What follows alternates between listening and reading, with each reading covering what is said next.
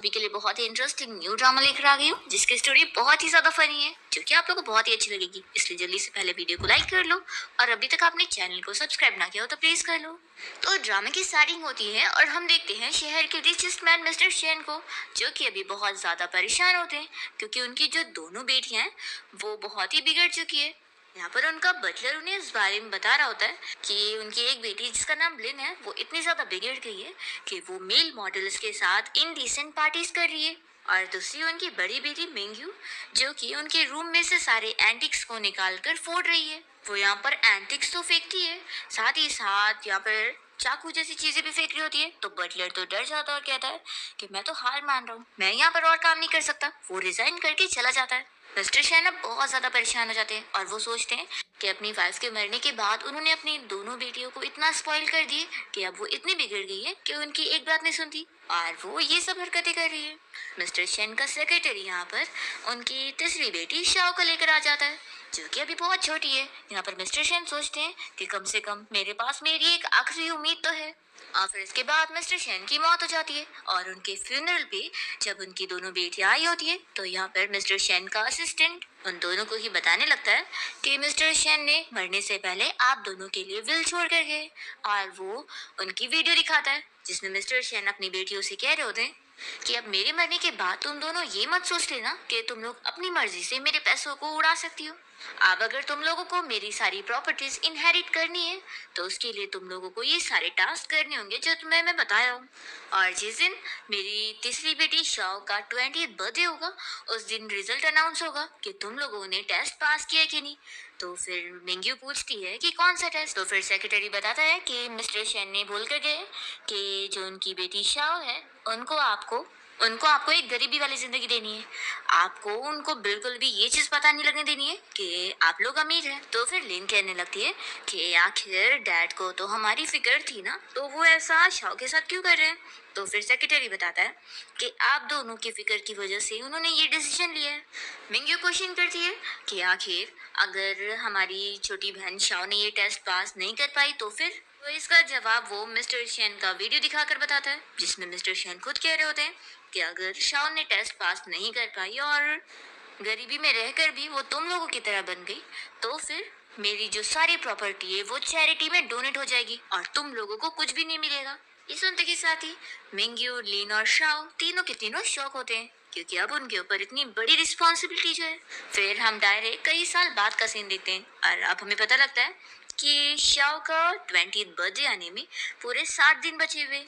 हम mister Shane की सबसे बड़ी बेटी मिंग्यू को देखते हैं जो कि अब बहुत ही फेमस एंटीक शॉप की ओनर है और उसे कॉल आ रहा होता है कि अब उसे अपना एंटीक एग्जीबिशन अभी जल्दी करना होगा। फिर हम दूसरी बेटी लिन को देखते हैं जो कि इसी घर में एक रूम में अपना ऑफिस वर्क कर रही होती है। तो फिर उसका असिस्टेंट कह रहा होता है कि बॉस आखिर आप कभी कभी यहाँ पर आकर क्यों काम करती है। तो फिर वो कहती है कि ये हमारी फैमिली का ना ट्रेडिशन है, अभी मैं तुम्हें बता नहीं सकती।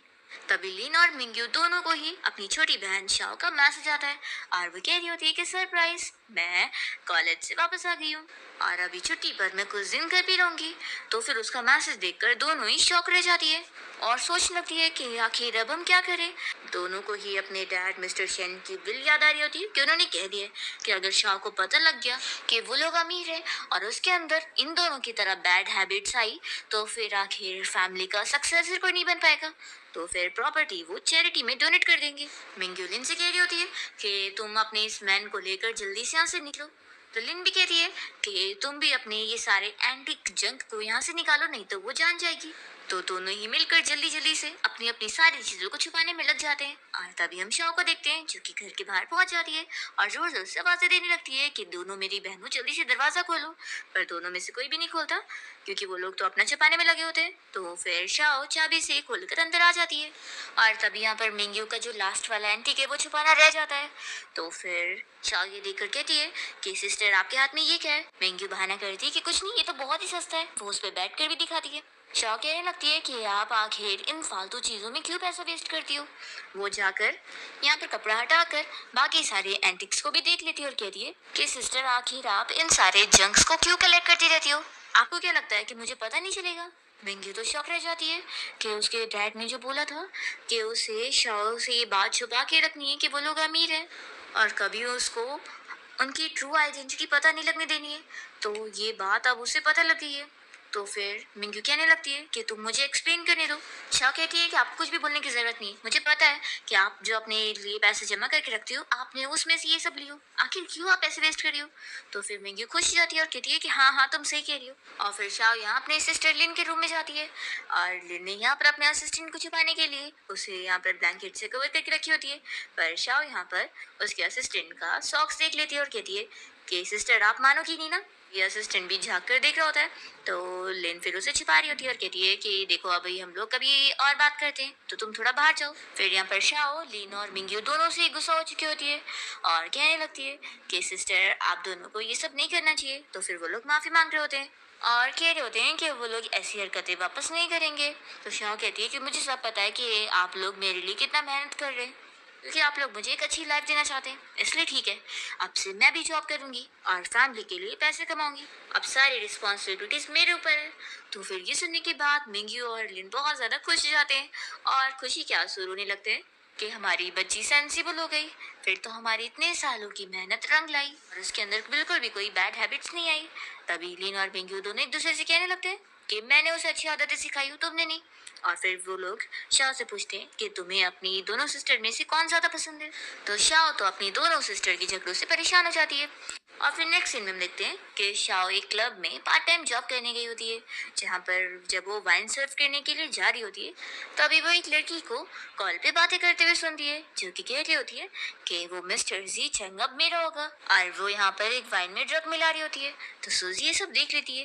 तभी इतने में वो पीछे जी चंग से टकरा जाती है, जो कि कोई और नहीं हमारा मेल लीड है। यहाँ पर उसका बिजनेस कार्ड भी अभी नीचे गिर जाता है और शाह बस उसे देखती रह जाती है। तो फिर वो कहता है कि क्या हुआ, क्या तुम्हें मुझसे डर लग रही है। तो शाह तुरंत ही उससे माफी मांगती है और वो तुरंत ही उसका वो सीईओ वाला कार्ड उठा लेती है और उसका नाम पढ़कर पूछती है कि क्या तुम ही मिस्टर जीचंग हो। तो फिर वो कहता है कि क्या हुआ। शाह से कहने लगती है कि तुम पक्का बहुत ही अमीर होंगे ना, फिर तो मुझे तुम्हारे साथ एक डील करनी है और मुझे तुमसे पूरे 500 चाहिए।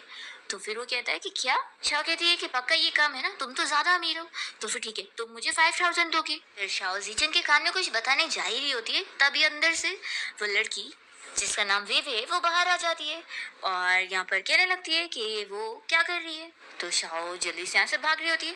तभी जीचंग उसका हाथ पकड़ के रोकता है और पूछता है कि तुम अभी मुझे क्या बताने जा रही थी। तो शाओ तो यहाँ पर वेवे को देखकर जीचंग को नहीं बताती है और उसका कार्ड भी उसे वापस कर देती है। विवी कहती है कि मिस्टर जी चंग आखिर ऐसे क्लब में काम करने वाली वेट्रेस थोड़ी ना अच्छी हो सकती है, तो जरूर ये आपको सीरियस करने का सोच रही होंगी, इसलिए इसे दूरी रहो। और वो उसे जल्दी से अंदर लेकर चली जाती है। तो फिर शाओ कुछ बता ही नहीं पाती। यहाँ पर हम देखते हैं कि वे जीचन को मना रही होती है कि देखो तुम्हारी मॉम भी तुम्हें शादी के लिए फोर्स कर रही है, तो क्यों ना हमें ये बिजनेस मैरिज कर लेनी चाहिए। ऐसा बोलकर वो उसे टच कर रही होती है। तो जीचन तुरंत ही उसे रोकता है और कहता है कि मुझे ऐसी लड़की बिल्कुल पसंद नहीं है जो कि ऐसी हरकतें करे मेरे साथ। बेबी कहती है कि तुम मेरे बारे में ऐसा मत बोलो, मैं वैसी लड़की थोड़ी ना हूँ। और वो उसे यहाँ वाइन दे रही होती है ड्रिंक करने के लिए। बाहर से शाह खड़े होकर ये सब देख रही होती है और उसके मन में यहाँ पर चीजें चल रही होती है।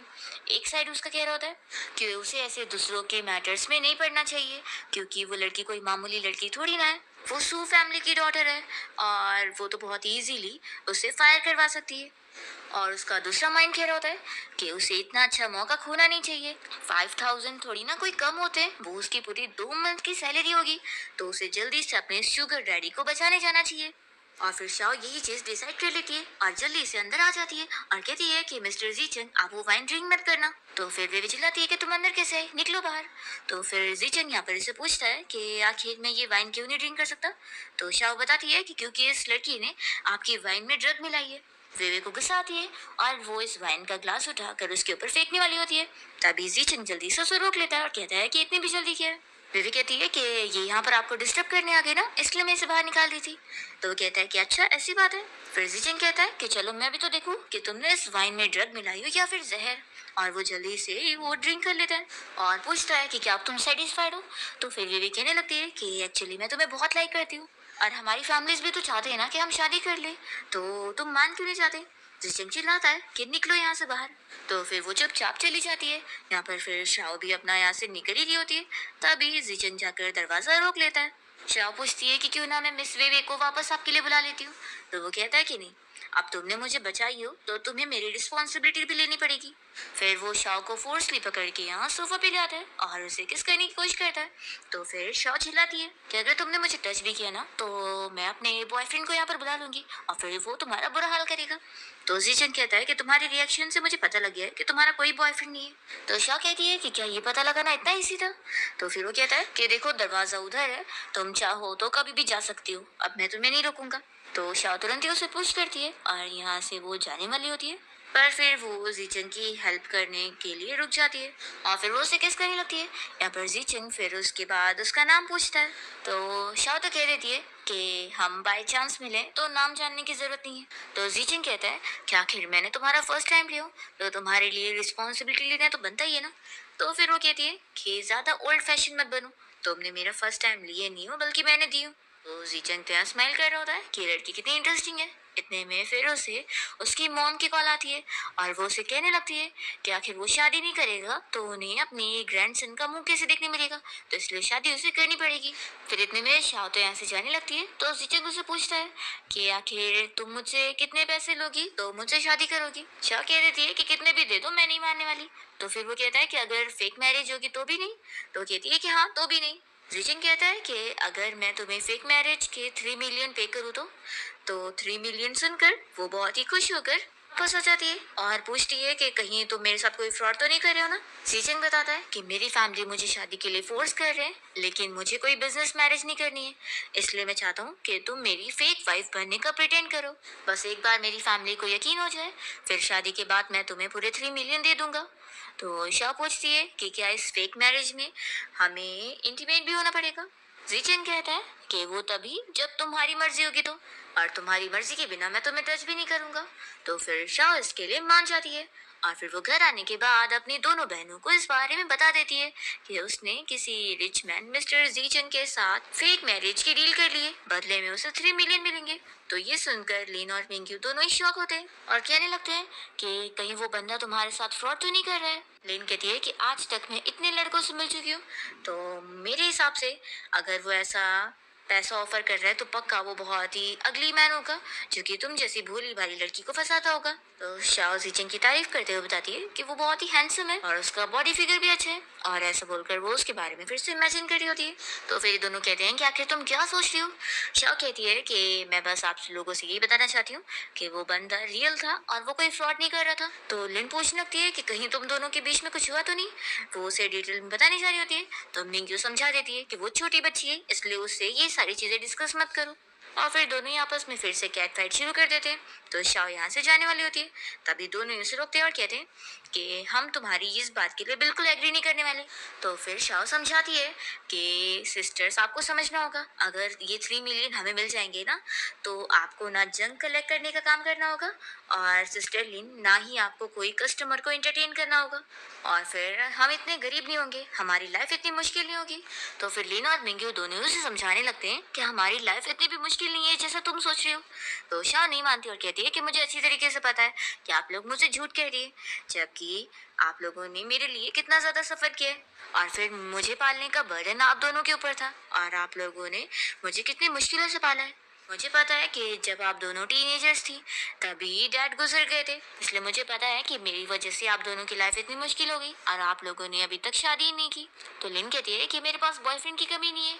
मैंगी उसे कहती है कि मुझे तो लड़कों में कोई इंटरेस्ट नहीं। तो फिर शाह कहती है कि आप दोनों ही जिद्दी होना बंद करो, आप लोग फिक्र मत करो, मैं आप दोनों की शादी बहुत ही अच्छी फैमिली में करवाऊंगी और दोनों के लिए बहुत ही अच्छे अच्छे हैंडसम लड़के ढूंढूंगी। तो फिर ये लोग तो समझ नहीं पाते कि आखिर वो लोग कैसे एक्सप्लेन करें। तभी यहाँ पर शाओ को जीचन का कॉल आता है और वो उसे कहता है कि तुम मुझे अपना एड्रेस सेंड कर देना, कल मैं खुद कॉन्ट्रैक्ट की बात करने आऊँगा। कॉल कट करने के बाद शान दोनों से कहती है कि आप लोगों ने तो सुन ही लिया होगा, तो फिर कल अब वो कॉन्ट्रैक्ट साइन करने आ जाएगा, तो ये डील हो चुकी है। ऐसा बोलकर शाओ अपने रूम में चली जाती है। फिर नेक्स्ट डे शाओ की दोनों बहनें इस बारे में सोचकर अपसेट होती है कि आखिर अब हम क्या करेंगे।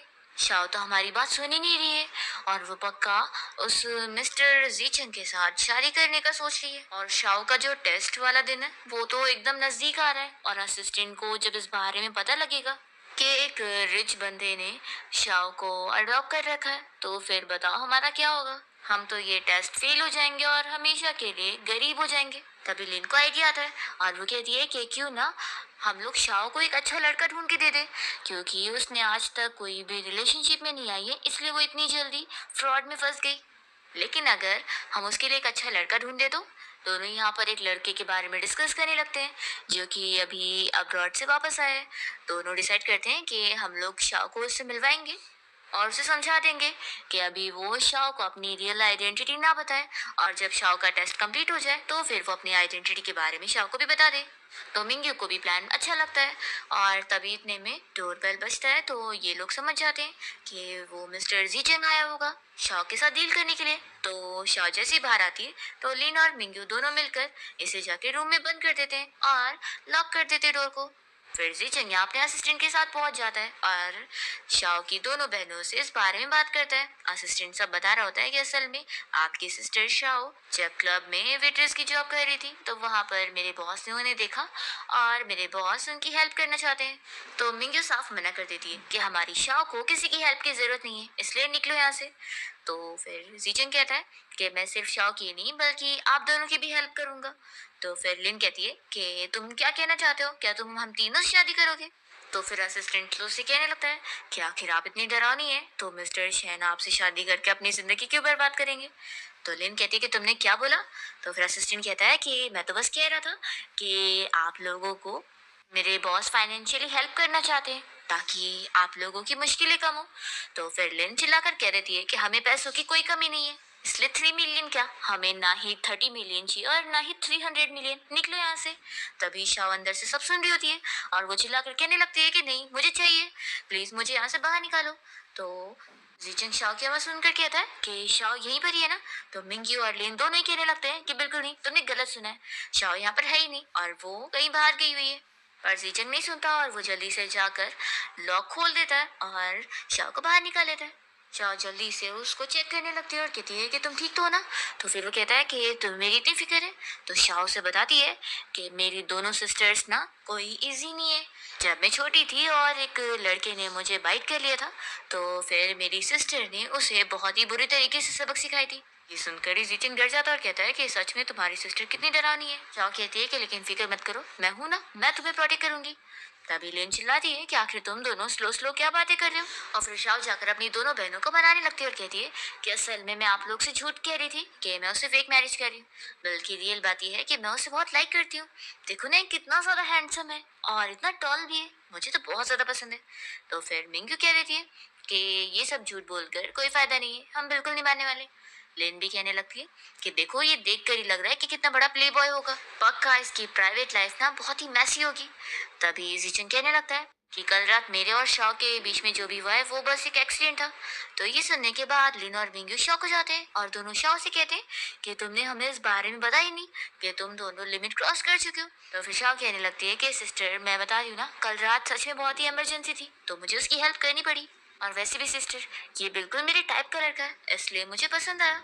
लिन कहती है कि फिर मैं समझ सकती हूँ, मैं भी ऐसी हूँ, मैं भी अपने आप को कंट्रोल नहीं कर पाती हूँ। तभी मिंग्यू कहती है कि मिस्टर जीचंग मुझे तुमसे प्राइवेटली बात करनी है, और वो यहाँ पर अपनी स्लीव्स ऊपर कर रही होती है उसे मारने के लिए। तो शाओ समझ जाती है और जल्दी से जीचंग का हाथ पकड़ के उसे यहाँ से लेकर भाग लेती है और घर के बाहर पहुंच जाती है। जीचंग पूछता है कि क्या तुम्हारी फैमिली इतनी ज्यादा वेलकमिंग है? तो वो कहती है कि हाँ, इसलिए समझ लो कि अब मेरी दोनों बहनों को इस बारे में बिल्कुल नहीं पता लगना चाहिए कि हम दोनों की फेक मैरिज है, समझ गए? नहीं तो फिर हम दोनों ही गए।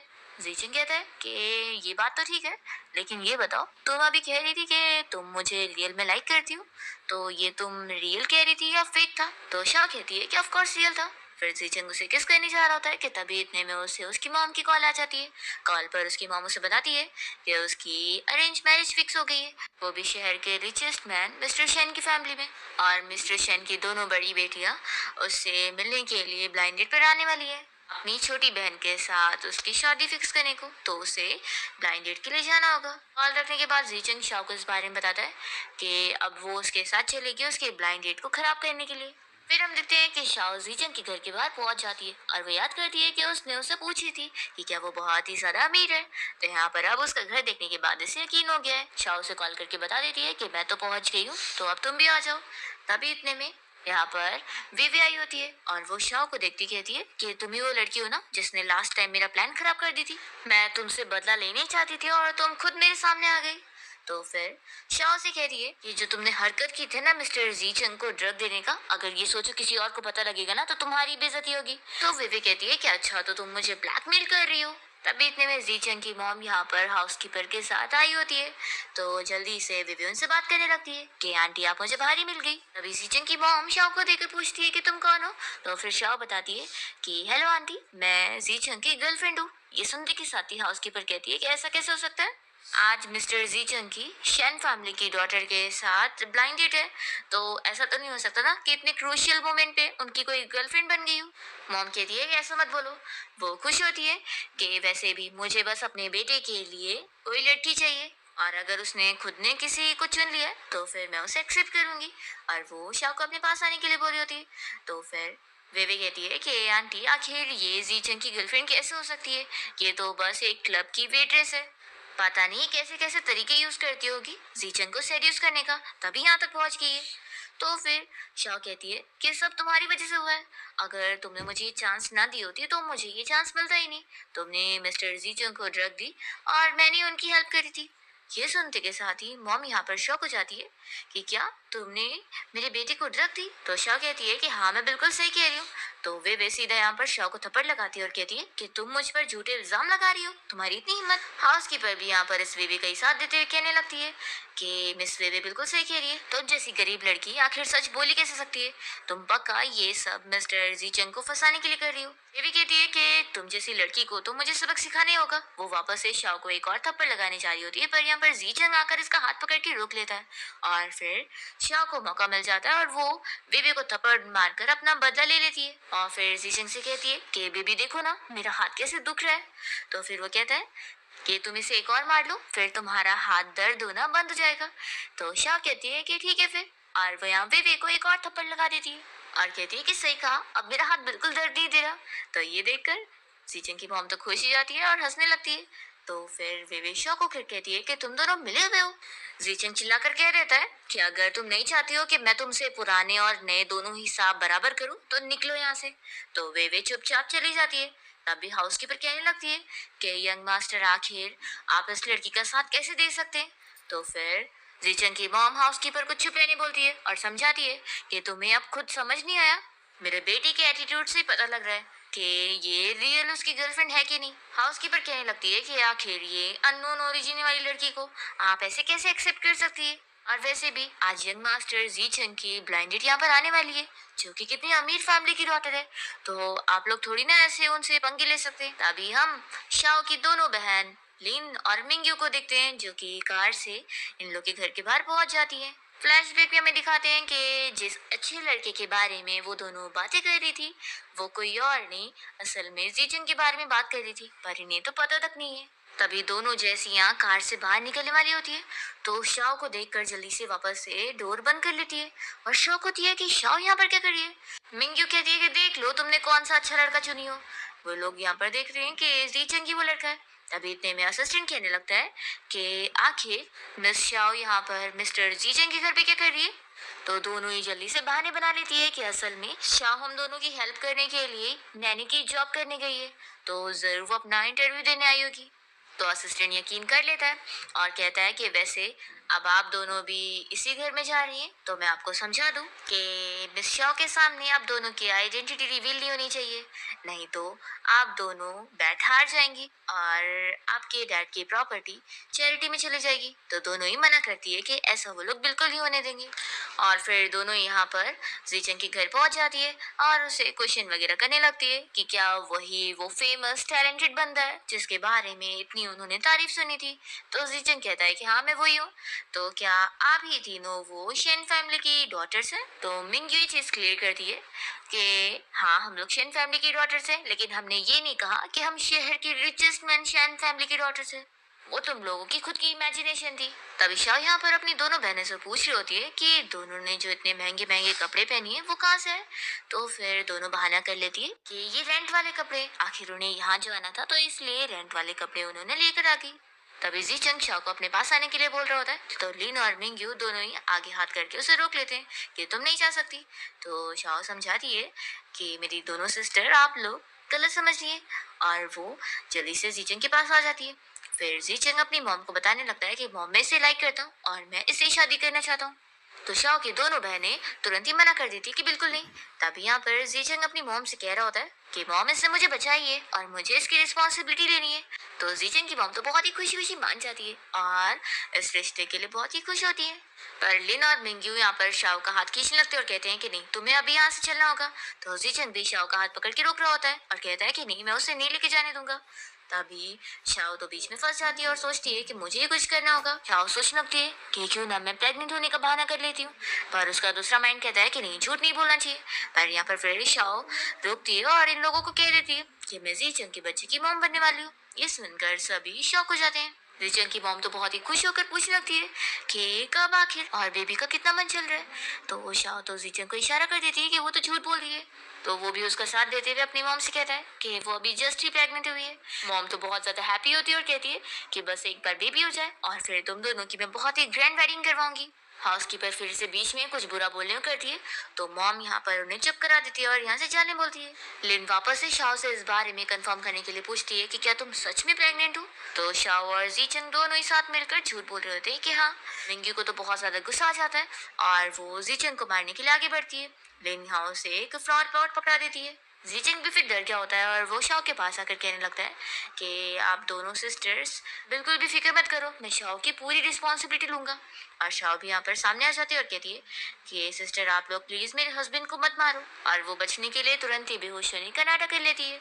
और फिर लिन और मिंग्यू शाओ को अपने साथ घर पे ले आते हैं और वो दोनों यहाँ पे प्रे कर रहे होते हैं कि शाओ सच में प्रेग्नेंट ना हो, नहीं तो फिर वो लोग अपने डैड का जो टेस्ट है वो लोग फेल हो जाएंगे और बैंकक्रप्ट हो जाएंगे, फिर वो लोग कहीं के नहीं रहेंगे। तभी जैसे ही शाओ वॉशरूम से बाहर आती है तो ये लोग पूछते हैं कि क्या तुम सच में प्रेग्नेंट हो गई। शाओ बताती है कि नहीं, कुछ भी नहीं हुआ है। तो फिर ये देखकर वो लोग हैप्पी होते हैं और मिंग्यू यहाँ पर शाओ को समझा देती है कि अब तुम चुपचाप से उस लड़के जीचंग के साथ ब्रेकअप कर लो। तो शाओ कहने लगती है कि सिस्टर आप लोग को नहीं पता क्या, मैं ये सब पैसे के लिए कर रही हूँ, और देखो ना आप लोग बिल्कुल फिक्र मत करो, मैं उस बंदे को खुद को टच भी नहीं करने दूंगी, तो किसी बात की कोई टेंशन ही नहीं है। मिंगी चिल्लाती है कि ये कोई हरकत है, हमने बचपन से तुम्हें क्या सिखाया है कि तुम्हें झूठ नहीं बोलना है, तो अब तुम पैसों के लिए ऐसी हरकतें करोगी। बताओ, तुमने पैसों के लिए प्रेगनेंसी तक को फेक कर दी, क्या कोई बॉटम लाइन होती भी है कि नहीं। शाओ कहती है कि मैं जानती हूँ कि मैं कोई लायक ही नहीं हूँ, इसलिए मैं ज़्यादा पैसे आप लोगों के लिए कमा ही नहीं सकती, इसलिए मुझे जो रास्ता नज़र आ रहा था मैं बस उस रास्ते को खोना नहीं चाहती थी। तो फिर लिनो से पूछने लगती है कि क्या तुमने इस बारे में सोची हो कि ये फेक प्रेगनेंसी वाला मैटर अगर लीक होता है तो इसके क्या कॉन्सिक्वेंस होंगे। तो शाओ कहती है कि मैं अच्छे से जानती हूँ, लेकिन जैसा कि कहावत है ना कि जितनी बड़ी रिस्क होगी उतना ही बड़ी फिश भी होगी, इसलिए आप दोनों ही फिक्र मत करो, मैं इस बारे में किसी को भी पता नहीं लगने दूंगी और आप लोगों के लिए मैं बहुत सारे पैसे कमाऊंगी, तभी तो फिर मैं आप लोगों के लिए अच्छे अच्छे लड़के ढूंढ के लेकर आऊंगी। और ऐसा बोलकर शाओ यहाँ से जीचंग के घर जाने के लिए निकल जाती है।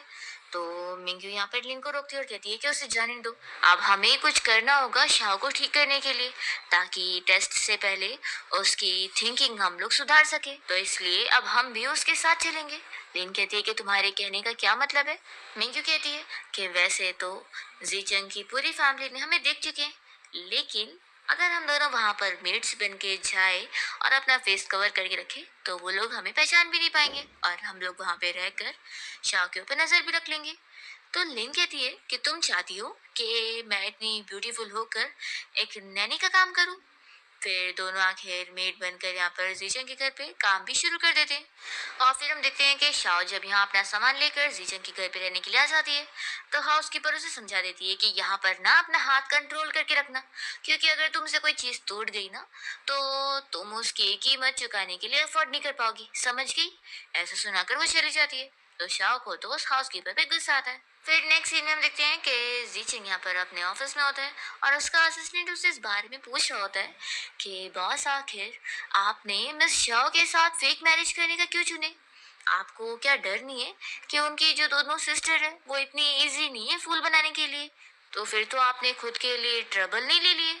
तो फिर वो कहता है कि मैंने सोच लिया कि शाओ ही वो लड़की है जिसे मैं अपनी वाइफ बनाऊंगा। असिस्टेंट पूछता है कि कहीं आप मिस शाओ को लाइक तो नहीं करते। तो जिचिन कहता है कि ऐसा कैसे हो सकता है, मैंने उसे सिर्फ इसलिए चुना हूं कि वो बहुत ही सिंपल और इनोसेंट लड़की है। फिर हम देखते हैं कि यहाँ पर शाओ के रूम में दो मेट्स आई होती है उसके लिए पहनने के लिए नाइट ड्रेस लेकर, और कह रही होती है कि वो लोग उसको नहाने में भी हेल्प करने वाले हैं। तो शाओ मना करती है कि नहीं, इसकी जरूरत नहीं है, ये सब काम तो मैं खुद कर लूंगी। तभी वो हाउसकीपर उसके कपड़ों का बैग लेकर आ जाती है और कहती है कि ये गार्बेज जैसा सामान हम लोग फेंकने वाले हैं। शाओ मना करती है कि वो मेरे पहनने वाले कपड़े हैं। तो ये हाउसकीपर उसे समझाने लगती है कि यहाँ के रूल्स के हिसाब से उसे रहना होगा और यहाँ के लायक वाले कपड़े पहनने होंगे, आपने ये सब बेकार वाले नहीं।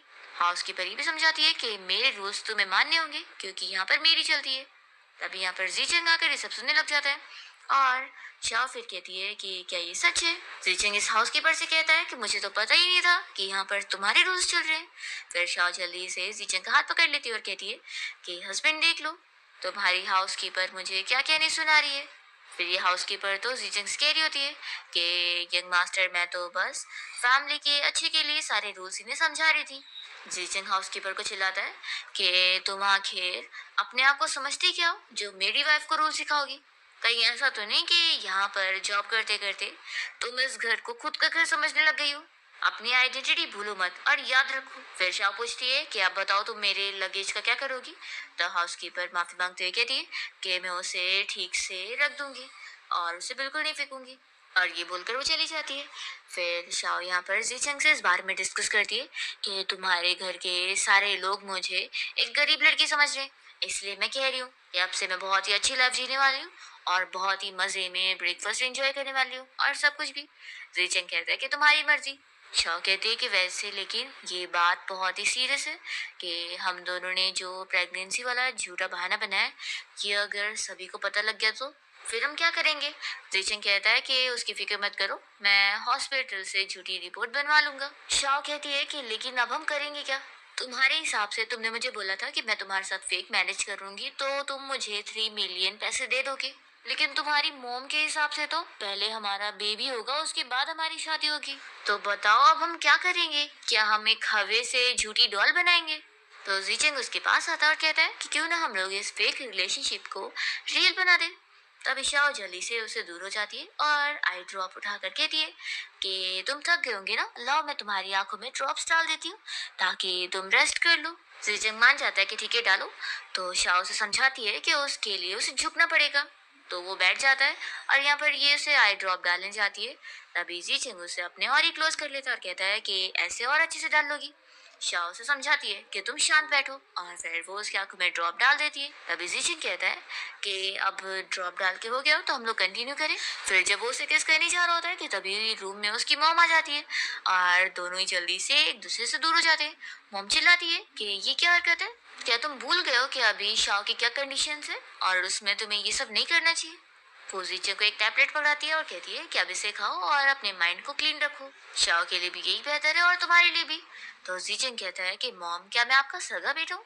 तो उसकी मॉम कहती है कि तुम चुप बैठो और मेडिसिन खाओ। तो जीचंग को मेडिसिन लेनी पड़ती है और उसकी मॉम कहती है कि ये हुई ना बात, और फिर वो इन दोनों को रेस्ट करने का बोलकर चली जाती है और शाओ को जीचंग के ऊपर हंसी आ रही होती है। फिर हाउस कीपर तो यहाँ पर जीचंग की मॉम से शाओ की कंप्लेन कर रही होती है और कह रही होती है कि मुझे तो वो गरीब लड़की बिल्कुल भी पसंद नहीं आई है, मैंने यंग मास्टर जीचंग को छोटे से बड़ा होते हुए देखी हूँ और मुझे नहीं लगता कि वो लड़की उनके लिए सही रहेगी। तो यहाँ पर जीचंग की मॉम तो कह रही होती है कि मुझे तो वो लड़की बहुत ही पसंद आई है, वो कितनी इंटरेस्टिंग भी है और मेरे बेटे के लिए बिल्कुल परफेक्ट है। फिर हम देखते हैं नेक्स्ट डे जीचंग की मॉम शाओ को लेकर अपनी कार शॉप में आती है और उसे इतनी सारी कार्स दिखाते हुए कहने लगती है कि वो कोई भी कार अपने लिए चूज कर सकती है। शाओ बहुत ज्यादा खुश हो जाती है और कहती है कि आप तो कितनी ज्यादा अच्छी हो, आपकी डॉटर इन लॉ बनना मेरे लिए कितनी लकी वाली बात है। हाउसकीपर उसकी बेइज्जती करती है और कहती है कि तुम कितनी मैनरलेस हो, तुम्हें बिल्कुल भी तमीज नहीं है, आखिर ऐसे कौन तारीफें करता है। शाओ कहने लगती है कि आंटी क्या मैं एक नहीं बल्कि 3 कार ले सकती हूँ। तो हाउसकीपर बातें सुनाने लगती है कि तुम कितनी बेकार लड़की हो, यहाँ पर मैडम तुम्हें एक कार चूज करने का कह रही है तो तुम ग्रेटफुल होने के बजाय उनसे 3 मांग रही हो, बेशरम कहेंगी। तभी मॉम कहती है कि मांग रही है तो क्या हुआ, तुम्हें क्या है। वो शाओ से कह देती है कि वो 3 क्या बल्कि 30 कार्स भी ले सकती है और जितनी चाहे उतनी कार चला के अपने एंजॉयमेंट कर सकती है। हम देखते हैं कि लिन और मिंग्यू यहाँ पर चुपके से इन लोग को देख रहे होते हैं और सोच रहे होते हैं कि ये जीचन की मॉम तो उससे भी ज्यादा आगे निकली। ये लोग आपस में डिस्कस करती है कि ये लोग तो हमारी शाओ को पूरी की पूरी बिगाड़ देंगे, फिर आखिर हमारी शाओ टेस्ट कैसे पास करेगी। शाओ तो बहुत ज्यादा खुश होकर जीचन की मॉम को हक करके उन्हें थैंक यू कर रही होती है और फिर वो इस घर में अपनी रिच लाइफ एंजॉय कर रही होती है। मेड यहाँ पर हर दम उसके पास लगे होते हैं और उसका सारा काम करके दे रहे होते हैं और यहाँ पर वो बस खाने वगैरह खा के एंजॉय कर रही होती है। फिर लिन और मिंग्यू ये देख देख कर परेशान हो जाते हैं और आपस में डिस्कस करते हैं कि शाओ तो कितनी बिगड़ती जा रही है। इसलिए वो लोग तो सोच रहे होते हैं कि कैसे भी करके हमें शाओ को इस घर से निकलवाना होगा। फिर इतने में इन लोगों को असिस्टेंट की कॉल आती है और वो बताता है कि मिस शाओ के टेस्ट वाला दिन नजदीक आने वाला है, तो मैं अभी उनकी सिचुएशन चेक करने के लिए घर आने वाला हूँ मिस शाओ को देखने के लिए। ये सुनने के बाद दोनों शॉक हो जाती है और फिर दोनों जब अपने घर पहुंचती हैं तो देखती हैं कि शाओ यहाँ पर पहले से उनका इंतजार कर रही होती है और यहाँ पर बहुत सारी ज्वेलरीज और गोल्ड रखे होते हैं। तो ये देखकर इन लोगों को शौक लगता है और सोचते हैं कि लगता है हम लोग सही घर पे नहीं गए। वो दरवाजा बंद करके जैसी बाहर आती है तो उन्हें पता लगता है कि ये सच में उनका घर है। फिर वो लोग वापस अंदर आते हैं। शाओ ने हेलो कर दी होती है कि मेरी दोनों सिस्टर ये देखो, ये सब मैं आप लोगों के लिए लेकर आई हूँ। उन दोनों को सामने कार्स भी दिखाती है और कहती है कि वो भी हमारी है, आप जिसको चाहे उसे ड्राइव कर सकती हो। फिर इतने में असिस्टेंट यहाँ पर आ रहा होता है और शाओ उसे देखकर कहती है कि अरे वो तो हमारा कजिन है ना, वो उससे आवाज देने वाली होती है। तो जल्दी से ये दोनों पकड़ के उसे अंदर लेकर जाते हैं और उसका ड्रेस भी चेंज करवा देते हैं और उसने जो यहाँ पर गोल्ड और ज्वेलरीज वगैरह लेकर आई थी उसको भी बॉक्स में बंद करके छुपा देते हैं। और असिस्टेंट जब यहाँ घर के बाहर पहुंचता है तो वो दरवाजा खोलने बोल रहा होता है, तो मिंगू दरवाजा खोलती है और उसे अंदर नहीं देखने दे रही होती है और उसे जानबूझ के यहाँ से भगाने के लिए फ्लर्टिंग करने लग जाती है और कहती है कि मैं तुम्हें लाइक करती हूँ, चलो हम लोग डेट करते हैं।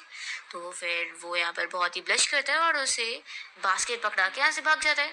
तो ये सोचती है कि अरे वाह, ये तरीका काम कर गया। शाओ पूछती है कि आखिर कजिन कहाँ चला गया, तो मिंग्यू बताती है कि वो बस बास्केट देने आया था और अपना काम के लिए चला गया। और फिर लीना और मिंग्यू शाओ से इस बारे में पूछने लगते हैं कि क्या उसे ऐसी लाइफ पसंद आ रही है जो कि इतनी रिच वाली है और फालतू पैसे खर्च करने वाली है। तो फिर शाओ बताने लगती है कि वो ये सब इसलिए कर रही है क्योंकि उसे जी चंग की अच्छी वाइफ बनने का रोल जो प्ले करना है, तभी तो वो फैमिली वालों का दिल जीत पाएगी। तो यहाँ पर ये सब सुनने से पहले ही दोनों सो चुके होते हैं। और फिर हम देखते हैं कि लिन और मिंग्यू सपने में देखते हैं कि शाओ को पैसों की इतनी लत लग जाती है कि वो तो अपनी अमीरी लाइफ एंजॉय करके इन लोगों के ऊपर भी पैसे लुटा रही होती है। और वो लोग जब उसे रोकने लगते हैं तो फिर वो बता देती है कि अब वो बिल्कुल भी उनके पास नहीं आने वाली और वो तो अब जीचन को लाइक भी करती है और वो दोनों अब हमेशा साथ रहेंगे। ऐसा बोलकर वो उन दोनों को छोड़कर चली जाएगी। ये सपना देखकर दोनों ही डर जाते हैं और जैसे ही जागते हैं तो दोनों आपस में डिसाइड करते हैं कि उन्हें कैसे भी करके शाओ को जीचंग से दूर करना ही होगा। तो ये लोग एक प्लान बनाते हैं कि हमें शाओ को एक अच्छे दूसरे लड़के से मिलवाना होगा और फिर ये दोनों ही शाओ से इस बारे में बात करने के लिए आते हैं और इसे जीचंग की फेक फोटोज दिखाते हैं जिनमें दूसरी लड़कियों के साथ वो बड़ा चिपक के बैठा होता है और उन लोगों के साथ फोटोज खिंचवा रहा होता है। तो ये दिखाकर रेनी हाउस से बताने लगती है कि देख लो वो कितना बड़ा प्ले बॉय है और तुम ऐसे बंदे को अच्छा समझ रही हो और उसे लाइक कर रही हो। तो शाह ये चीज क्लियर करती है कि मैं कोई उसे लाइक नहीं करती, वो बस मेरा बॉस है और कुछ भी नहीं।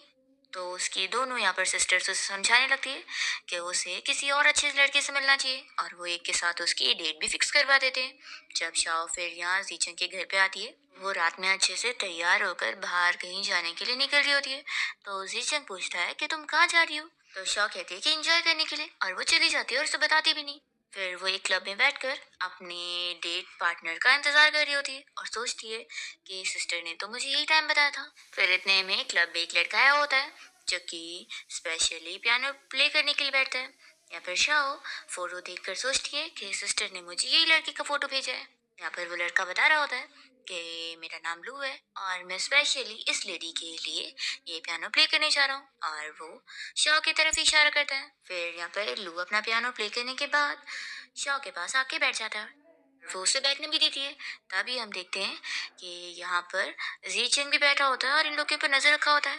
जिचिंग इन दोनों को बात करते हुए देखकर जेलस हो जाता है और तुरंत ही शाओ को मैसेज करके उससे पूछने लगता है कि वो इतनी रात को कहाँ पर गई है और आखिर घर क्यों नहीं आ रही है और वो किसके साथ है। तो शाओ तो ये सारी मैसेज पढ़ के भी उसे इग्नोर कर रही होती है। यहाँ पर लू से कहता है कि तुम्हारा फोन बार बार रिंग कर रहा है तो क्या कोई इंपॉर्टेंट मैसेज नहीं है। शाओ कहती है कि नहीं, किसी फालतू पर्सन का मैसेज है। वो पूछती है कि मेरी सिस्टर ने तुम्हारे बारे में मुझे बताई थी कि तुमने आज तक किसी को रेट नहीं करे हो, तो क्या तुम मुझे कहना चाहोगे। चलो हम लोग यहाँ से होटल में चल के मिलते हैं। वो उसे अपने साथ यहाँ से चलने के लिए बोलती है। जब दोनों साथ जा रहे होते हैं तो जीचंग तो ये देखकर शॉक हो रहा होता है। फिर वो भी जल्दी से इन दोनों के पीछे पीछे जाता है।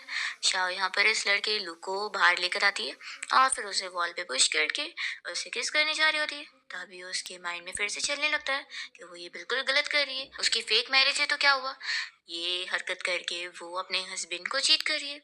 उसका दूसरा माइंड कह रहा होता है कि लेकिन आखिर जीचंग भी तो उसे चीट कर रहा है ना, तो बदले में उसने भी तो कर दी तो क्या हो गया। तभी लू कहता है कि क्या हुआ है। तो शॉ कहती है कि कुछ नहीं, हम कंटिन्यू करते हैं। वो उसे यहाँ पर किस करने वाली होती है तभी जल्दी से जीचंग आकर जल्दी से उसे दूर करता है और कहता है कि तुम ये क्या कर रही हो। लू कहता है कि तुम हो कौन और बीच में क्यों आ रहे हो। तो जीचंग बताता है कि मैं इसका हस्बैंड हूँ और वो यहाँ से शाओ को उठाकर लेकर जाता है।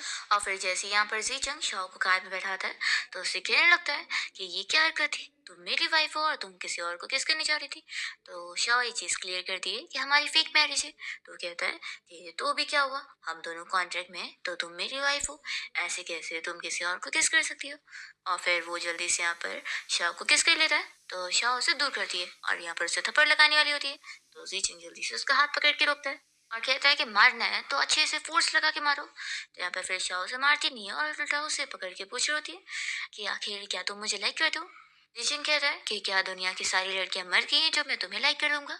तो फिर वो कहती है कि आखिर तुम फिर गुस्सा क्यों हो रहे हो। जीचन कहता है कि क्योंकि तुमने कॉन्ट्रैक्ट तोड़ी हो, तो क्या मैं गुस्सा नहीं हो सकता, आखिर मैं तुम्हारा इन नेम हस्बैंड तो हूँ। शाओ से चिल्लाती है कि अच्छा, तो तुम चीट कर सकते हो मुझे और दूसरी जगह अफेयर कर सकते हो, पर मैं नहीं कर सकती हूँ, तुम्हें मुझसे प्रॉब्लम हो रही है। तो वो कहता है कि तुमने आखिर किन आंखों से देखी कि मैं बाहर लड़कियों के साथ अफेयर चला रहा हूँ। शॉ कहती है कि अच्छा ठीक है, झूठ बोल लो, मेरे पास तुम्हारे खिलाफ एविडेंस है। वो तुरंत ही उसे उन लड़कियों के साथ वाले फोटोज दिखाती है। तो जीचन कहता है कि तुम भी अपनी आंखें खोल कर देखो कि ये सारी फोटोज फेक है, इनमें से कोई भी रियल नहीं है। मैंने आज तक कभी किसी लड़की के साथ ऐसे रिलेशन में नहीं आया हूँ। शा कहती है कि अच्छा, तो क्या हो गया अगर ये सब फेक है, तो मैं तुम्हें कोई लॉयल होने का अवार्ड नहीं देने वाली हूँ कि तुम मेरे लिए इतने टाइम से वर्जिन थे। फिर जिचिंग तुरंत ही अपनी मॉम को कॉल लगाता है और उनसे कह देता है कि वो शाओ के साथ एक बहुत ही ग्रैंड एंगेजमेंट सेरेमनी रखना चाहता है ताकि सभी को पता लगे कि शाओ उसकी वाइफ है। तो वो जल्दी से यहाँ पर शाओ उसका कॉल कट करती है और कहती है कि तुम पागल हो गए हो, हम बस फेक मैरिज कर रहे हैं, तो इतनी ग्रैंड एंगेजमेंट करने की क्या जरूरत है। तो फिर वो कहता है कि इसलिए ताकि सभी को जब पता लग जाएगा कि तुम मेरी वुमेन हो, तो तुम फिर मुझे ऐसे चीट करने वाली हरकत कभी नहीं कर पाओगी और ना ही कॉन्ट्रैक्ट तोड़ पाओगी। ऐसा बोलकर वो फिर से उसे किस करने लगता है। इसके बाद शाओ अपनी दोनों बहनों को मैसेज करती है कि आप लोगों ने मुझे फूल बनाया और मुझे झूठी फोटोज दी। तो लिन तो जल्दी से शाओ को मैसेज कर देती है कि देखो तुम मुझे माफ कर दो, असल में ये तुम्हारी बड़ी सिस्टर का प्लान था और मैं तो बस उनके हाँ में हाँ मिला रही थी और कुछ नहीं। फिर नेक्स्ट डे हम देखते हैं कि जीचंग की मॉम शाओ और जीचंग के साथ उन लोग की एंगेजमेंट डेट फिक्स कर रही होती है और शाओ से पूछती है कि बताओ इन सभी डेट में से तुम्हें कौन सी डेट पर एंगेजमेंट करनी है। तो फिर शाओ कहती है कि आप जो भी डेट सिलेक्ट करेंगी वो अच्छी होंगी। तभी वो हाउस कीपर बीच में कहने लगती है कि प्लीज अभी आप लोग एंगेजमेंट मत करो। तो फिर मॉम कहती है कि तुम कैसी बात कर रही हो। तो फिर हाउस कीपर बताती है कि असल में शैन फैमिली की डॉटर के साथ जो मिस्टर जीचंग की शादी फिक्स होने जा रही थी वो अभी भी खत्म नहीं हुई है और ऐसे अगर एंगेजमेंट सेरेमनी होगी तो फिर वो लोग काफी गुस्सा हो सकते हैं, इसलिए पहले शैन फैमिली से माफी मांगनी होगी। तो फिर वो कहती है कि हाँ तुम्हारी बात में भी पॉइंट है। तभी शाह कहने लगती है कि ऐसा करते हैं, मैं शैन फैमिली की डॉटर से माफी मांग लूंगी। तो हाउसकीपर बीच में बोलती है कि आखिर तुमने अपने आप को समझी क्या हुई है, क्या तुम्हारी कोई रेपुटेशन भी है जो शैन फैमिली के डॉटर तुम्हारी बात सुनेंगे और मान लेंगी। जीचंग गुस्से में चिल्लाता है कि आखिर तुमने एक वर्ड और बोली ना तो मैं तुम्हारी जबान ही कट कर दूंगा। तो फिर हाउसकीपर चुप हो जाती है। मॉम इन लोग से कहती है कि ठीक है, फिर अभी के लिए हम लोग इंगेजमेंट सेरेमनी को साइड रखते हैं। पहले नंबर तुम लोगों को शैन फैमिली की तीनों डॉटर के साथ बारी बारी करके मिलने जाना होगा। पहली वाली तो कल एक पार्टी में जाने वाली है तो वहां पर उनसे मिल लेना, और दूसरी वाली का भी एंटीक एग्जीबिशन होगा तो वहां पर उससे मिल लेना, और फिर उसके बाद यंग लेडी से भी मिल लेना, और तीनों से मिलकर उन्हें समझा देना कि तुम दोनों एक दूसरे को पसंद करते हो, तो फिर इसलिए शेन फैमिली के साथ हम ये बिजनेस मैरिज नहीं कर पाएंगे। तो शाओ कहती है कि ठीक है। फिर नेक्स्ट डे शाओ और जी चंग एक पार्टी में गए होते हैं शेन फैमिली की बड़ी बेटी से मिलने के लिए। यहाँ पर इस पार्टी में लिन के असिस्टेंट को देखकर शाओ इस बारे में याद करती है कि उस दिन उसने अपनी सिस्टर के साथ जिस लड़के को देखी थी वो बिल्कुल ऐसे दिख रहा था। वो उसके बारे में यहाँ पर जीचंग से पूछती है कि वो कौन है, तो फिर वो बताता है कि वो शेन फैमिली की बड़ी बेटी का असिस्टेंट है। तो वो पूछता है कि क्या तुम इसे जानती हो, तो शाओ बहाना करती है कि नहीं नहीं, और वो सोचती है कि शायद मुझसे गलतफहमी हुई होगी। फिर इतने में लिन की यहाँ पर एंट्री होती है तो सारे लोग उसे देखने के लिए भीड़ लगा देते हैं। शाओ भी देखना चाह रही होती है पर ये लोग बिल्कुल भी देख ही नहीं पाते। फिर जीजंग शाओ से कहता है कि तुम यहीं पर ही बैठो, मैं अभी किसी से मिल के आता हूँ। ये बोलकर वो चला जाता है। तभी मौका देखकर इसके पास वे आकर बैठ जाती है और शाओ से अच्छे से बात करने लगती है और कहती है कि मैं लास्ट टाइम के लिए तुमसे माफी मांगना चाहती हूँ, और मैं तो अब तुम्हें और जीचंग को अपनी ब्लेसिंग देना चाहती हूँ।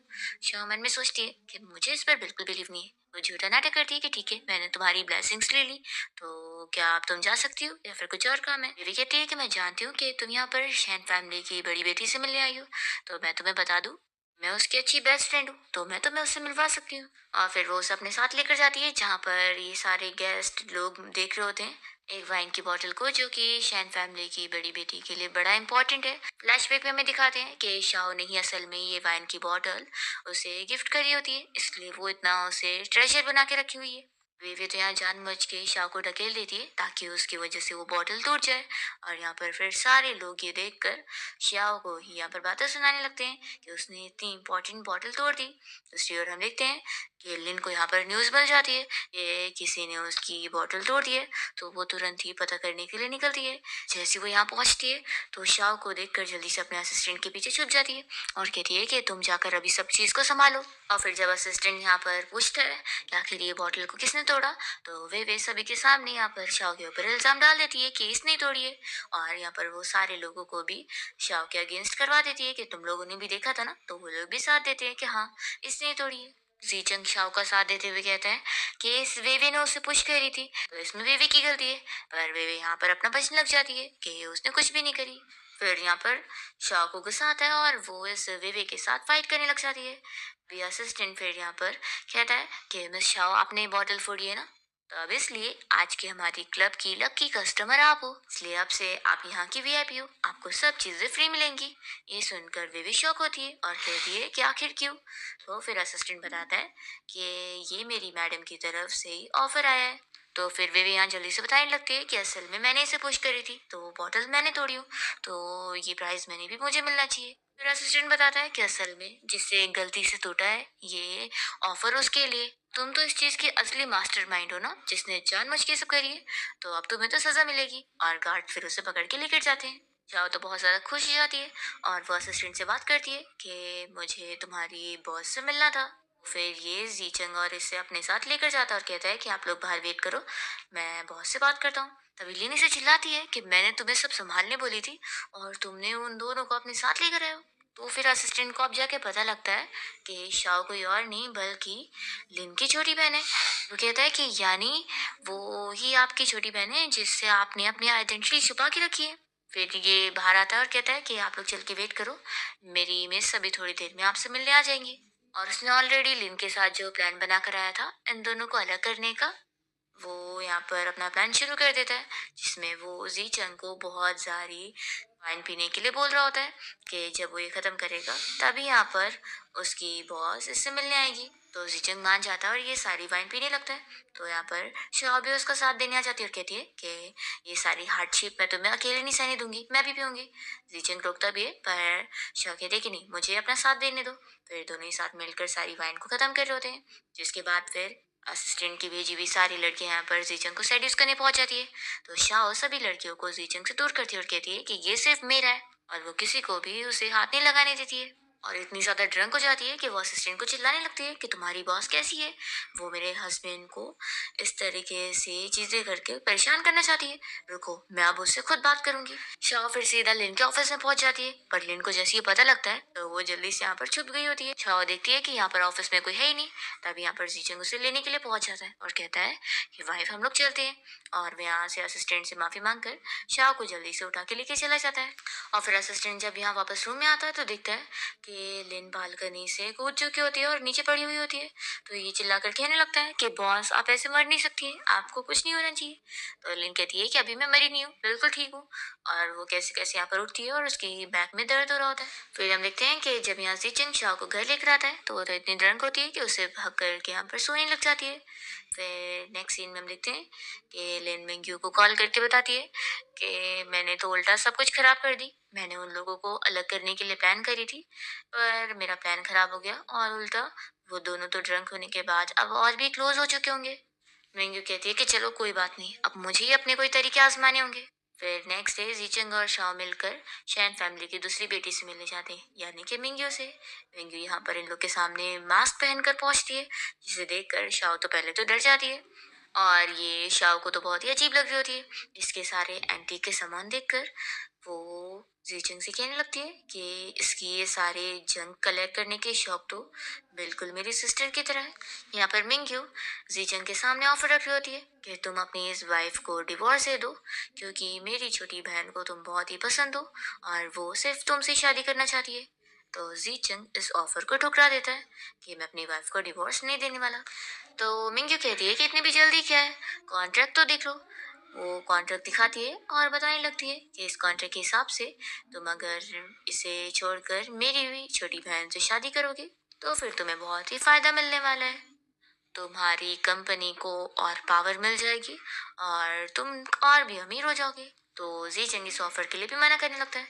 तो मिंग्यू धमकी दे रही है कि अगर मेरे ऑफर को रिजेक्ट करोगे ना तो फिर मैं तुम्हारी पूरी फैमिली को बर्बाद कर दूंगी। जी चंग कहता है कि जो भी करना है मेरे साथ करो, आखिर तुम दूसरों को क्यों टारगेट कर रही हो। यहाँ पर शाओ भी जीचन का साथ देते हुए कहने लगती है कि आखिर ऐसे रूल्स आप कैसे लगा सकती हो। तो फिर मिंग्यू कहती है कि मुझे अच्छी तरीके से पता है कि तुम कोई प्रेग्नेंट नहीं हो और तुम लोग बस झूठा नाटक करो। तो वो शाओ शौक होती है और कहती है कि ये चीज़ तुम्हें कैसे पता लग गई। वो जीचंग से स्लो से कहती है कि लगता है तुम्हारे घर में कोई धोखेबाज है जो वो सीक्रेट्स को लीक कर रहा है। यहाँ पर शाओ तो जीचंग का साइड ले रही होती है। तो फिर मिंग्यू कहने लगती है कि तुम दोनों तो बस फेक रिलेशन में हो ना, तो बताओ क्या तुम प्रिटेंड करते हुए इस जीचंग को सच में लाइक करने लगे हो। शाओ ये सुनकर जवाब नहीं दे पाती और कहती है कि तुम्हें उससे क्या करना है। तो मिंग्यू कहती है कि देखो तुम इसे छोड़ दोगी ना तो मैं तुम्हें इसका डबल दूंगी, इसने तुम्हें जितना भी दिया है उसका डबल पैसा। तो शाओ मना कर देती है। तो मिंग्यू कहती है कि मैं तुम्हें इसका 10 टाइम्स डबल पैसा दूंगी। तो यहाँ पर शाओ को थोड़ा बहुत लालच तो आता है पर वो फिर भी रिजेक्ट करती है। मिंग्यू उसे धमकी देती है कि सिर्फ अपने बारे में मत सोचो, तुम्हारी भी तो दो और बहनें हैं ना, क्या उनके बारे में नहीं सोचना है। तो शाओ चिल्लाती है कि उनके नाम पर मुझे ब्लैकमेल मत करना। यहाँ पर मिंग्यू कहती है कि देखो तुम सिर्फ अपना ही बर्बाद नहीं करोगी बल्कि अपनी दोनों बहनों और इस जी चंग और इसकी फैमिली को भी बर्बाद कर दोगी। तो अपने चक्कर में सबका क्यों नुकसान करवाना चाहती हो, इसलिए चुपचाप से इससे अलग हो जाओ। तभी यहाँ पर जीचंग तो शाओ का हाथ पकड़ता है और कहता है कि हम दोनों कभी अलग नहीं होंगे और अभी तो जल्दी हमारी एंगेजमेंट होने वाली है, इसलिए ये फालतू ट्रिक्स हम पर मत आजमाना। और ऐसा बोलकर जीचंग यहाँ से शाओ को लेकर चला जाता है। जब दोनों साथ में कार से जा रहे होते हैं तो शाओ कहने लगती है कि मैं अपनी वजह से तुम्हें बर्बाद नहीं करना चाहती हूँ। तो जीचंग कहता है कि क्या तुम्हें पैसों की लालच आई है, मेरी परमिशन के बिना तुम मुझसे अलग नहीं हो सकती हो। और फिर वो बहुत ही गुस्से में तेजी में कार चला रहा होता है। तो शाह को डर लग रही होती है और वो कहती है कि मैं कोई पैसों की लालच की वजह से ऐसा नहीं कर रही थी, इसलिए तुम प्लीज थोड़ा स्लो चलाओ। फिर शाह की दोनों सिस्टर परेशान हो जाती है कि दोनों का ही प्लान फेल हो गया। फिर यहाँ पर लिन को असिस्टेंट की कॉल आ रही होती है कि वो जल्द ही आने वाला है वापस से यहाँ पर शाह को चेक करने के लिए। तो कॉल कट करने के बाद वो इस बारे में मिंग्यू से डिस्कस करती है कि लास्ट बारी जब वो असिस्टेंट आया था तो तुमने उसे क्या बोलकर भगा दी थी, तुम्हारे पास कोई ट्रिक है ना जो तुमने उसके ऊपर यूज करी थी। तो मिंग्यू को तो याद आता है कि उसने थोड़ी उसके साथ फ्लर्टिंग करी थी तो वो मान गया था। फिर ये बहाना करते हैं कि नहीं नहीं मेरे पास कोई तरीका नहीं है। फिर दोनों आपस में डिसाइड करते हैं कि चलो हम लोग क्यों ना उस जीचन की मॉम से जाकर बात करते हैं कि वो उनकी एंगेजमेंट तोड़ दे, क्योंकि उनकी शादी नहीं हो सकती। फिर ये लोग यहाँ जीचंग के घर पहुंच जाती है। तभी यहाँ पर हाउसकीपर इन लोगों के साथ भी बदतमीजी कर लेती है। तो जब जीचंग की मॉम ये देखती है तो वो हाउसकीपर को इस बार माफ नहीं करती और उसे यहाँ पर बहुत चिल्लाती है कि उसका बहुत हो गया। वो जब देखो तब कुछ भी बोलती जाती है। वो यहाँ पर उसको सजा के तौर पर अपने गार्ड्स के जरिया से निकलवा देती है और दोनों से ही माफी मांगती है। लिन और मिंग्यो यहाँ पर जीचंग की मॉम को समझाते हैं कि हम चाहते हैं कि आप हमारी सिस्टर और जीचंग की शादी को कैंसिल कर दें क्योंकि उनकी शादी नहीं हो सकती। वो दोनों अलग ही दुनिया से बिलोंग करते हैं।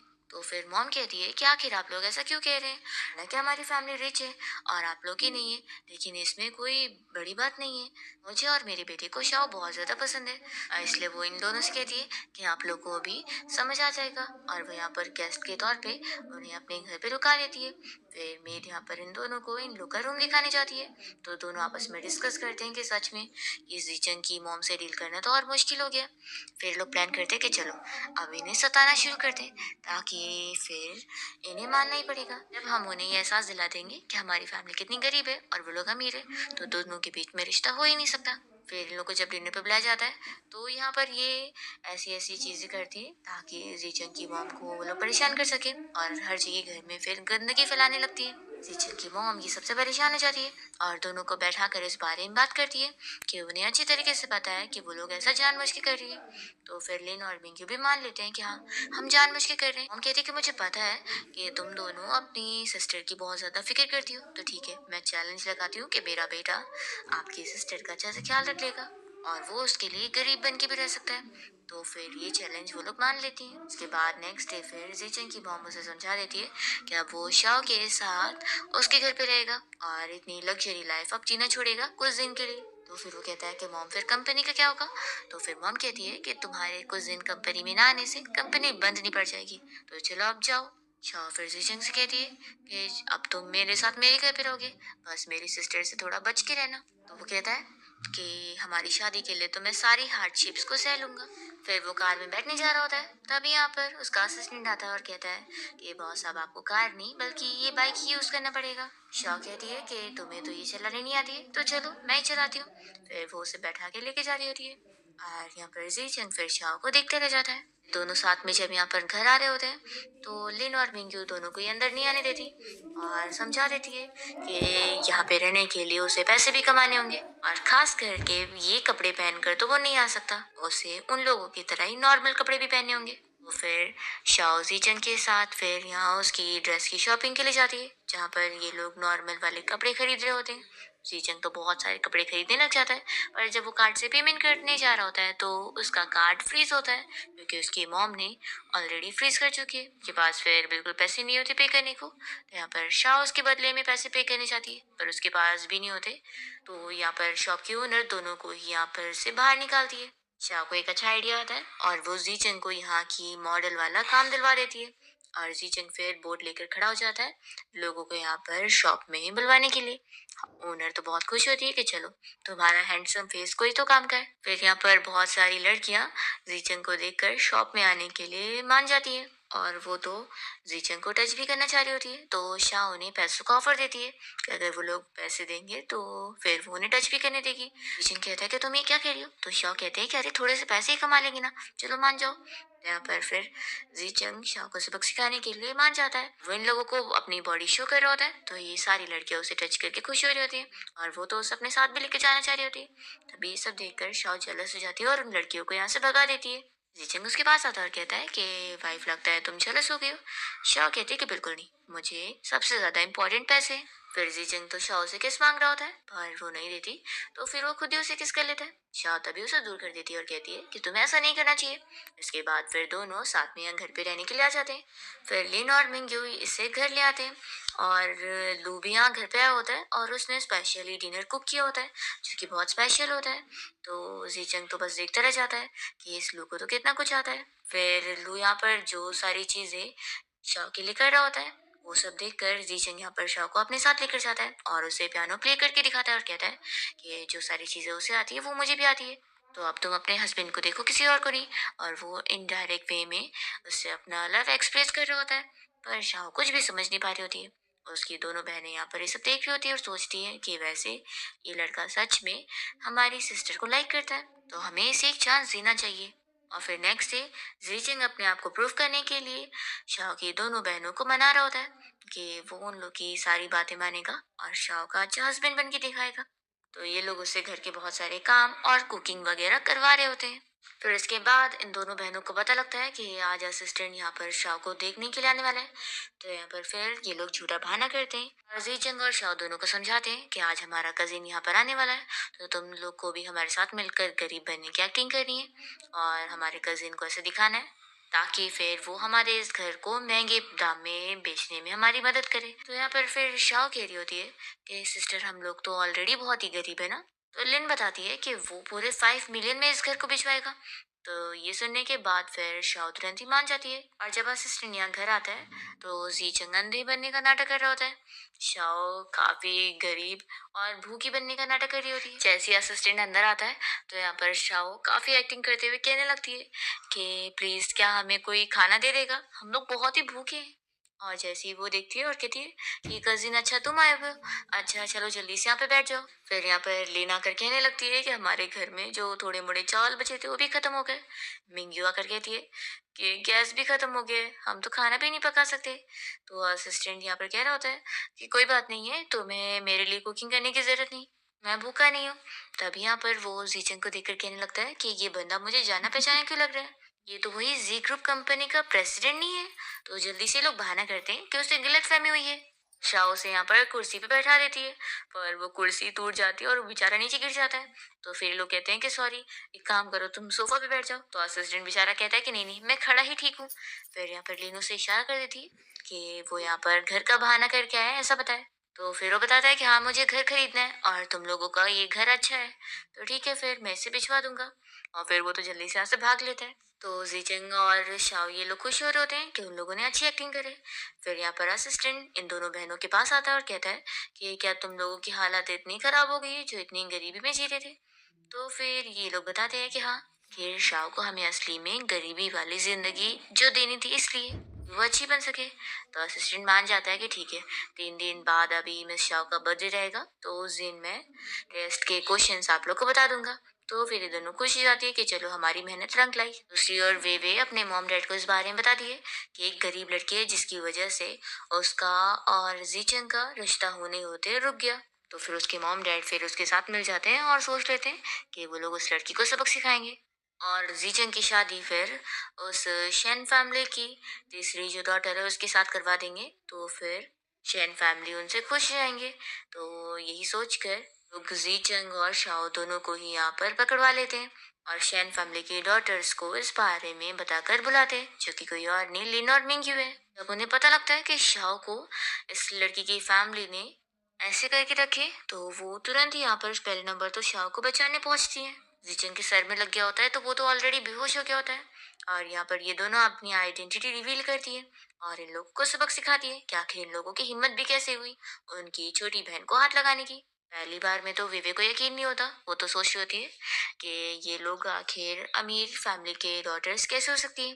पर ये लोग अपनी आइडेंटिटी प्रूव करते हैं और विवे के मॉम डैडो से चिल्लाते हैं कि तुमने हमें भी फंसा दी। और फिर ऐसे ये लोग बैंकरप्ट हो जाते हैं और वे भी शॉक रह जाती है। फिर हम देखते हैं कि जीचन को जब हॉस्पिटल में होश आता है तो शाओ उसकी केयर करने के लिए बैठी होती है और फिर शाओ यहाँ से अपनी दोनों सिस्टर से बात करनी चाहती है कि उन लोगों ने उसे इतनी बड़ी बात छुपा के रखे थे। वो शौक होती है कि सच में क्या हम लोग रिचेस्ट मैन मिस्टर शेन के बच्चे हैं और हम लोग इतने ज्यादा अमीर हैं, मुझे तो पता ही नहीं था। तभी यहाँ पर असिस्टेंट इन लोग से बात करने आता है इन लोग की डैड की विल के बारे में कि क्योंकि वो लोगों ने अपनी आइडेंटिटी लीक कर दी है, इस वजह से उन लोग का जो टेस्ट है वो यहीं पर ही फेल होता है और अब उनकी जो सारी प्रॉपर्टी है वो चैरिटी में डोनेट होने वाली है। तो तीनों ही बड़ी अपसेट हो जाती है। दूसरी तरफ जीचंग को असिस्टेंट इस बारे में बताता है कि उसकी और शाओ के फेक प्रेगनेंसी वाले न्यूज़ के बारे में न्यूज़ लीक हो गई है और अब उनकी फैमिली की और बेइज्जती हो रही है। वो सोचता है कि अब तो शाओ रिच फैमिली की डॉटर है तो उसके पास थोड़ी ना कोई रीजन है, अब वो मेरे पास कभी वापस नहीं आएगी। तभी यहाँ पर शाओ से मिलने आई होती है और वो बताती है कि वो 3 मिलियन उससे लेने आई है जो उन दोनों की शर्त हुई थी। अब क्योंकि उन दोनों की ये जो फेक न्यूज़ थी वो लीक हो गई है तो वैसे भी हम लोग का रिश्ता आगे कंटिन्यू तो हो सकता नहीं है, तो कॉन्ट्रैक्ट यहीं पर ही खत्म होता है। तो जीचंग अपसेट होता है कि तुम बस मुझसे पैसे लेने आई हो। वो कहता है कि ठीक है, मैं दे दूंगा। फिर शाओ यहाँ से जाने लगती है, तभी जीचंग उसका हाथ पकड़ के रोकता है और उसे कहने लगता है कि मुझे अपनी फीलिंग्स तुमसे कन्फेस करना था। वो उसे बता देता है कि वो उसे कितना ज्यादा लाइक करता है, और इसलिए नहीं कि वो चैन फैमिली की डॉटर है। वो उसे बताता है कि वो ऑलरेडी उसे कन्फेस कर चुका था, पर वही समझ नहीं पाई थी। फिर दोनों यहाँ पे किस करते हैं। फिर जी चंग शॉ के साथ अपनी मॉम से मिलने आता है। मॉम तो इन दोनों के रिश्ते के अगेंस्ट हो जाती है और गुस्सा होती है कि तुम लोगों ने मुझसे इतनी बड़ी बात छुपा के रखे थे और मेरे सामने फेक प्रेगनेंसी का झूठा नाटक कर रहे थे। जीचंग यहाँ पर अपनी मॉम को सॉरी बोलता है। उसकी मॉम अब इन दोनों की शादी के लिए मना कर देती है, तो जीचंग कह देता है कि मैं सिर्फ शाओ से ही शादी करूंगा, और वो उसके लिए यहाँ से घर छोड़ के भी चला जाता है। और दोनों फिर साथ में काम करके अपना जीने का गुजारा कर रहे होते हैं। तो लिन और मिंग्यू ये सब देख रहे होते हैं और उन्हें बहुत ही बुरा लग रहा होता है कि हमारी वजह से हमने शाओ का भी सब कुछ खराब कर दिया। फिर मिंग्यू और लिन दोनों मिलकर यहाँ पर जीचन की मॉम से बात करने जाते हैं कि वो लोग शाओ को अपना ले, और वो लोग यहाँ पर बताने लगते हैं कि शाओ को क्या चीज़ पसंद है, क्या चीज़ से एलर्जी है, और उसका पूरा ख्याल रखने के लिए बोल रहे होते हैं। तब यहाँ पर शाओ पहुंच जाती है और कहती है कि सिस्टर, आप लोग मेरी इतनी फिक्र मत करो, मैं आप लोग को छोड़कर कहीं नहीं जाऊंगी, हम लोग हमेशा साथ में रहेंगे। फिर ये तीनों बहनें आपस में मिलकर रो रही होती है। तो ये देखते हुए जीचन की मॉम भी इमोशनल हो जाती है और वो असिस्टेंट से कहती है कि क्या अब ये काफी होगा, मुझे तो लगता है कि अब इन लोगों ने टेस्ट पास कर लिया। तो असिस्टेंट ने बताता है कि हाँ, अब इन लोगों ने अपने डैड का जो टेस्ट है वो पास कर लिया। ये सुनकर तीनों ही शौक होती है कि ये क्या। तो फिर यहाँ पर असिस्टेंट बताता है कि असल में उनके डैड की यही विल थी। वो चाहते थे कि तीनों बहनें हंसी खुशी एक साथ हमेशा हैप्पी रहे, गरीबी में भी और अमीरी में भी। तो अब उन लोगों ने ये चीज प्रूव कर दी है, तब उनके डैड की जो प्रॉपर्टी थी वो लोग आराम से इनहेरिट कर सकते हैं और एक अच्छी लाइफ जी सकते हैं। ये सुनने के बाद तो तीनों ही बहुत ज्यादा खुश हो जाती है। इसी के साथ इस ड्रामा की हैप्पी एंडिंग होती है।